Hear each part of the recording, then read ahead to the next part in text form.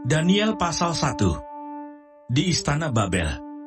Pada tahun yang ketiga pemerintahan Yoyakim Raja Yehuda, datanglah Nebukadnezar Raja Babel ke Yerusalem, lalu mengepung kota itu. Tuhan menyerahkan Yoyakim Raja Yehuda dan sebagian dari perkakas-perkakas di rumah Allah ke dalam tangannya. Semuanya itu dibawanya ke tanah Sinear, ke dalam rumah dewanya. Perkakas-perkakas itu dibawanya ke dalam perbendaharaan dewanya.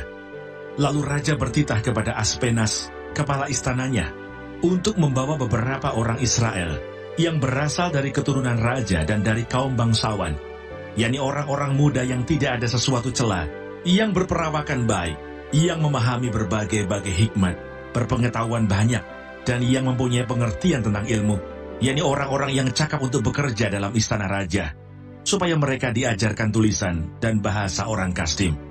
Dan raja menetapkan bagi mereka pelabur setiap hari dari santapan raja dan dari anggur yang biasa diminumnya. Mereka harus dididik selama 3 tahun, dan sesudah itu mereka harus bekerja pada raja. Di antara mereka itu ada juga beberapa orang Yehuda, yakni Daniel, Hananya, Misael, dan Asariah. Pemimpin pegawai istana itu memberi nama lain kepada mereka.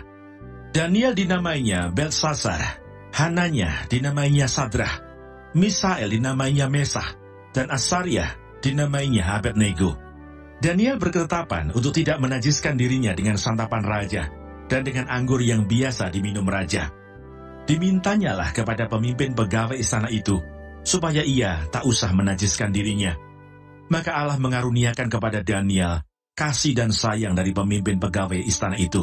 Tetapi berkatalah pemimpin pegawai istana itu kepada Daniel, "Aku takut kalau tuanku raja yang telah menetapkan makanan dan minumanmu berpendapat bahwa kamu kelihatan kurang sehat daripada orang-orang muda lain yang sebaya dengan kamu. Sehingga karena kamu aku dianggap bersalah oleh raja." Kemudian berkatalah Daniel kepada penjenang yang telah diangkat oleh pemimpin pegawai istana untuk mengawasi Daniel, Hananya, Misael, dan Asariah, "Adakanlah percobaan dengan hamba-hambamu ini selama 10 hari, dan biarlah kami diberikan sayur untuk dimakan dan air untuk diminum. Sesudah itu bandingkanlah perawakan kami dengan perawakan orang-orang muda yang makan dari santapan raja.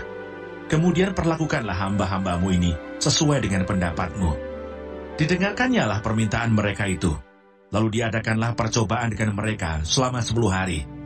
Setelah lewat 10 hari, ternyata perawakan mereka lebih baik, dan mereka kelihatan lebih gemuk daripada semua orang muda yang telah makan dari santapan raja.